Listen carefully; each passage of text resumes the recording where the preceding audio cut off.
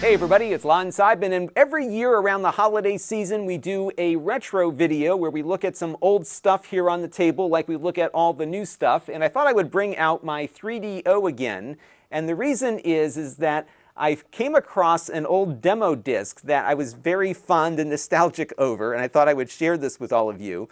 So if you're not familiar with the 3DO, first of all, this was a next generation console that was released in I think the mid-90s. It initially came out at about a $799 price tag, which was very expensive, obviously, back then, even today, for a game console. But I bought mine in the fall of 1994 when it was reduced in price to $399. And I bought it my freshman year of college. And the reason why I'm so nostalgic for this demo disc is that I had just finished up my first semester of college as a freshman. And, you know, you have that nice long winter break. I was so excited just to have some free time with no papers and other obligations to meet. And I got home from college, and in the mailbox, or at least sitting on the table after my mom checked the mail, was the demo disc for this device from a company called Crystal Dynamics. And I don't have the actual demo disc handy, but this is the manual that I found on the Internet Archive. And by the way, I also found the disc image for this on the Internet Archive as well. And this demo disc was so amazing because it had all these playable games that actually gave you some decent gameplay, but it was so unusual to even have a demo of anything for a game console back then, and I spent hours playing with it, and I haven't booted it up probably in 15 or 20 years, so I thought we would boot it up now and see how it all works. Now we're interfacing the 3DO today with something called a Retrotink. I've looked at this on the channel in the past. This is the old version of their product, but it works very similar in the new versions. And this is basically a line doubler. So it'll take video input from your old game console and make it compatible with your high-definition television or video capture. And it doesn't add any latency. It basically doubles the signal up, essentially, to go from an interlace signal to a progressive one. And then your TV can do the upscaling. And as a result, you have no lag that gets worked into the mix, and the images really do look good. And of course, the output will vary based on the quality of the scaler inside of your television. But I found this to be a really good solution, and we're able to run it right through my capture hardware. They have some new ones available now that go for about $150. There's a mini version that doesn't have all of these connectors on it. It just has, I think, S-Video and RCA connectors. It sells for a little less. But if you can get RGB cables for your console, it looks wonderful. Now the 3DO today is connected up via S-Video because this console is very difficult for a guy like me to mod into something that could output RGB. So the video doesn't look spectacular, but it does look okay for what we're going to do today. And if you have a CRT laying around, these consoles look great on old televisions. It really will give you a sense as to how far ahead this system really was. Now, I do want to let you know, in the interest of full disclosure, that everything you're going to see here today I paid for with my own funds, with the exception of the demo disc that I downloaded from the Internet Archive and burned onto a blank CD, but I guess I paid for the CD after all. All of the opinions you're about to hear are my own. No one is paying for this review, nor is anyone reviewing it or approving it before it was uploaded. So let's get into it now and see what this demo disc is all about. All right, so let's boot this thing up now and see what happens. This is my original 3DO that I bought back in 1994. The fan is starting to go on it, so you might hear that fan buzzing throughout here as we're going through the game. And what I thought I would do is just kind of boot this up and let the demo just kind of run itself through, and we can see the video quality out of it. And again, things will look better on a real CRT, but they look pretty decent here on the Retrotink input here. So we're going to let this thing boot up. The drive was pretty slow to load, so you know, you're not going to see the kinds of load times you'll get out of a Series X today or maybe a cartridge system back in the day. But things really did boot up nicely here. And it was, again, so much fun to have this thing just waiting for me in the mailbox when I got home from college.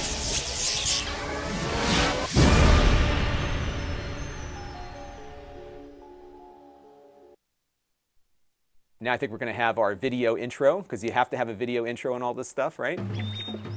In the 90s, we're discovering revolutionary truths about our inner selves.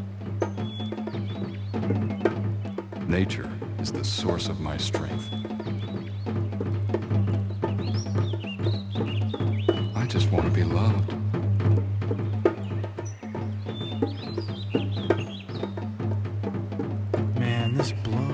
Now I had to swap out the music here because the heavy metal track that was playing has a copyright claim on it here on YouTube.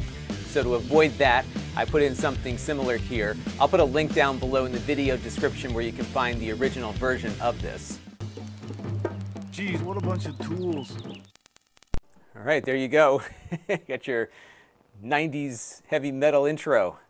I have no home, sire. I was raised by a kind herd of wild cows. Here we are on the main menu, and most of these games are playable, but a few of them are not.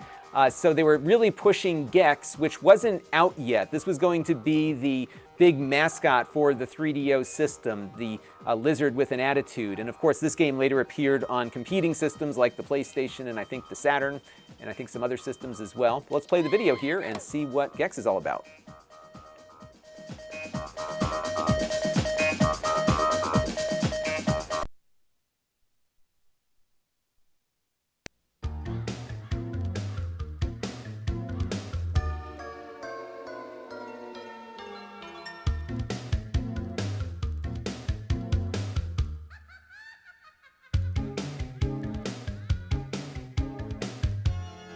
All right, next up is Off-World Interceptor, which is a vehicular combat game.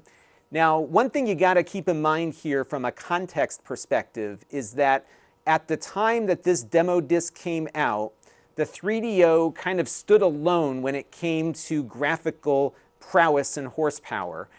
So although today this doesn't look all that great, back when it was new, this was something you really couldn't get anywhere else, including even the PC. So, you know, the PC didn't have hardware acceleration just yet. Your competing video game systems were the Sega Genesis with the Sega CD and the Super Nintendo. If you went to the store and saw this playing, this was a whole new ball game, and it just looked amazing. And it was something that really, I think, stood out, especially given that they were actually using the hardware that they had inside the system as opposed to just throwing, you know, some of the video games, the full motion video based games at you. So on the Sega CD, you would have a lot of those FMV games. Here you had some of them. They looked better on the 3DO, but these titles that really made use of the hardware made a big difference. The games weren't all that great, but they were doing things that really nothing else on the market at the time could do. And I think that was something that really made the 3DO stand out. All right, next up here is Samarai Showdown. And of course, this was a game that was on the Neo Geo at the time, but ported over to the 3DO. And one of the things that really was kind of neat about the 3DO was just how many games came out for it, given the fact that it wasn't all that successful. It had a very short window where it was a successful console. And let's boot that up. And I was, again, really impressed with just how much depth there was to this demo disc. It actually had some decent stuff here, so you can get a sense as to what this port looked like. Now, of course, it wouldn't play as quickly from a loading perspective as it did on the Neo Geo because you had to wait for the game to load in its assets. I believe the Neo Geo CD suffered from similar things as well. But again, here's another example of a fighting game that looked very close to an arcade kind of thing. Again, this is not the kind of experience you'd get at home with a system that was going to cost you $300 or $400, right? It was something very advanced for its time, and it seems to be playing pretty nicely. I would imagine the Neo Geo one probably plays quicker than this, but it looks great. And if this is what you had, you were pretty happy with it. There was another game called Way of the Warrior, which was kind of a Mortal Kombat-like game. What they ended up doing for a lot of the titles that they couldn't get on the system, they would replicate it with some other kind of similar game. But there you go. That's Samarai Showdown. All right, next up is Total Eclipse, and we're going to jump into this. This is a shooter, a space shooter. And this game actually came with my system. I think when I bought it, they had some promotion going, because I remember getting this game and not buying it. I think it was just in the box, and it was also on this demo disc. And what was funny about this game is that we had somebody visiting us. He was from Thailand, visiting my family for my father's business. He was from Thailand, but was a British national. And he saw this game, and he played it, I kid you not, all night. Like he spent hours playing with it. He was just captivated by it. It's like, I've never seen anything like this before. And I think that's really the thing. It's like having something like this in your house, generating these graphics in real time for that short window was pretty remarkable. This game actually reminded me a lot of a game I played as a kid from Tomy. There was these Tomytronics like LCD handhelds, and the enemies in this game looked a lot like that Tomytronics game that I used to play quite a bit. It just reminded me a lot of that. But this one was kind of a fun one. It's, again, not something that maybe holds up well today, but as a shooter, it does, I don't play very well right now, but as a shooter, it does, I think, get the job done, especially given what the alternatives were out there at that point in time. We had Mode 7 on the SNES, but this took it to a whole nother level and kind of showed you what having a more powerful 32-bit ARM-based system could do for you.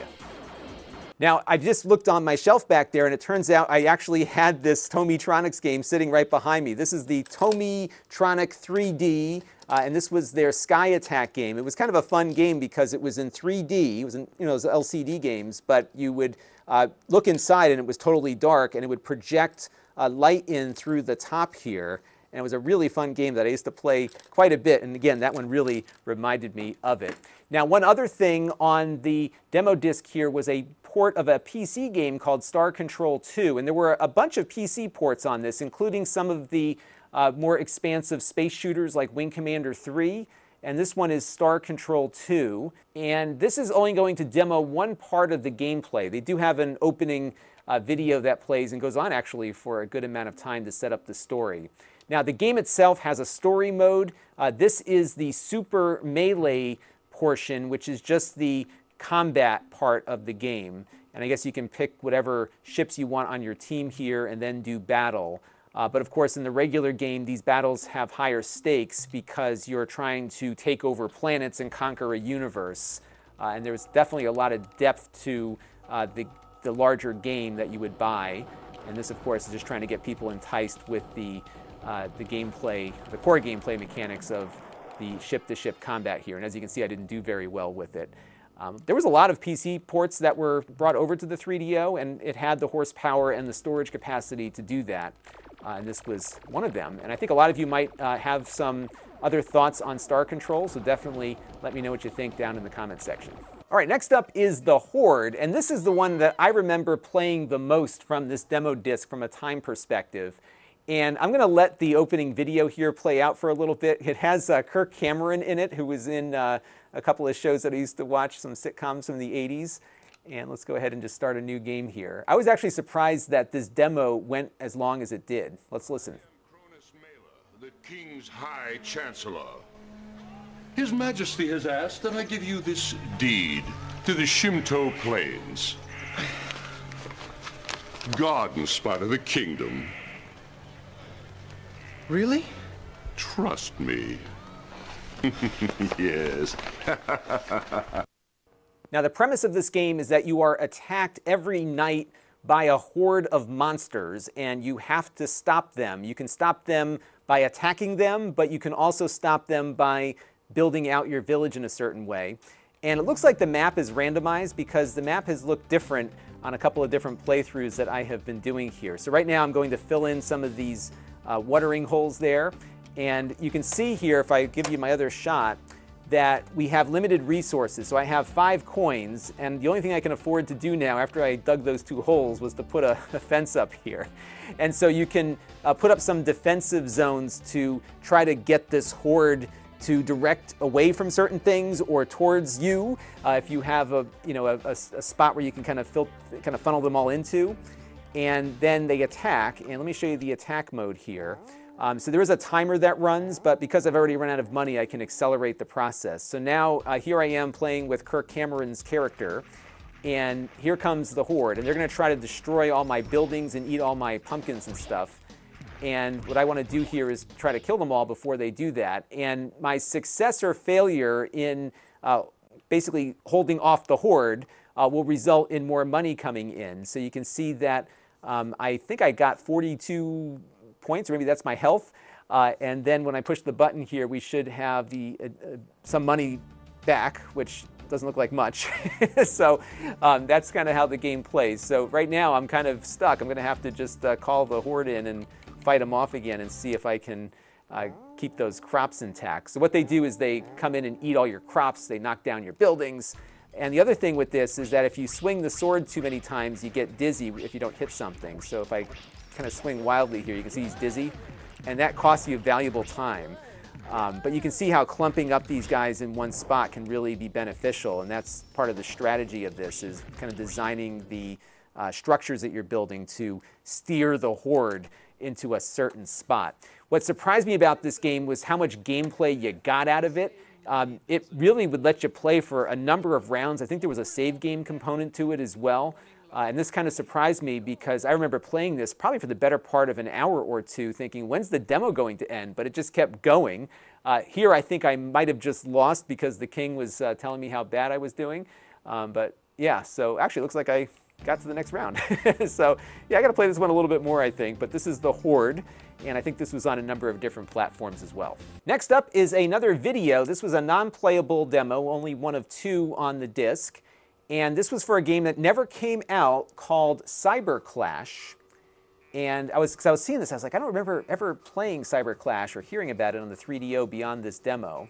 And this is one of those 3D generated pre-rendered videos trying to entice you into it. I guess it was some kind of cyberpunk kind of thriller. A little different than the cyberpunk we know today, right? But they made the choice of not releasing the game as opposed to having something coming out that wasn't so great. And that was it. Just a real teaser there for a game that never came out. There are some articles about it, so you may want to check it out to see what the game would have been. And who knows if there is a demo of it floating around somewhere. And we've got one more to check out before we're done with this look back on one of my favorite demo discs. This one's called Pataank, and this game did come out. I remember playing this. I think a friend of mine had this one. I may have borrowed it from him at one point. This, I think, is kind of like a 3D futuristic sports game. Copyright 1994 by PF Magic. Let's let that load up real quick and see what we get. Welcome to Pataank. And some games, of course, loaded faster than others. And here we go. We've got a little tunnel we're going to come out of.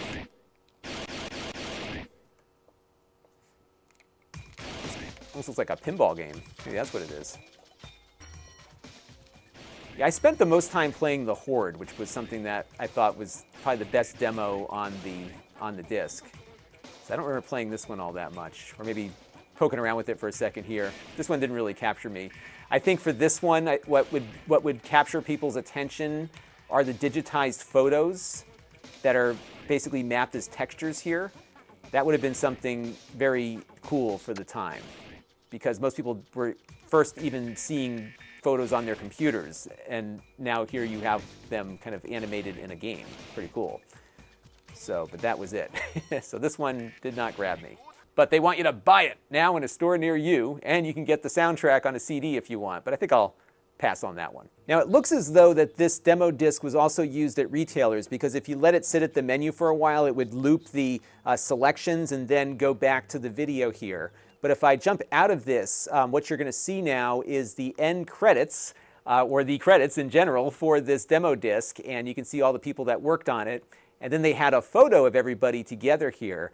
And again, having photos on a game console that looked as good as what you just saw there was something really different. And one of the cool things that the 3DO could do was work with Kodak Photo CDs. I never had one, but you could go and get your film developed, and they would give you one of these special Kodak Photo CDs. You could put it in the 3DO and zoom them in and get all of these cool enhancements. It's a really neat system that was designed to do a lot more than just playing games, but unfortunately it didn't have the marketing muscle to compete against Sony, who really wanted to capture video game market share from Nintendo and Sega. And I hope you enjoyed this. This, again, was just a demo disc, but it was one that I was very fond of, and I was so excited to stumble across it the other night on the Internet Archive and burn it and have it work.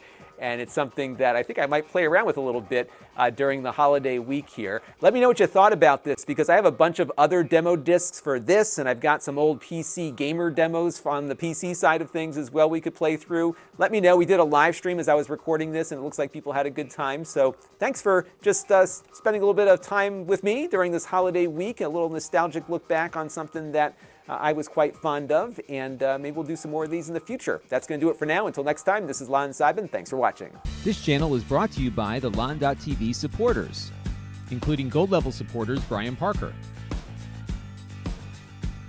Jim Peter,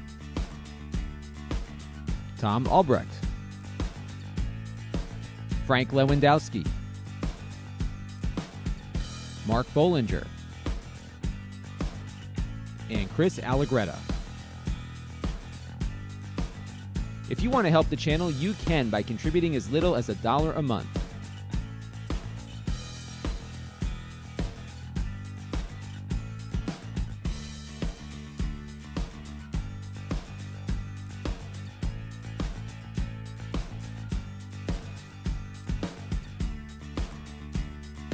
Head over to lon.tv/support to learn more.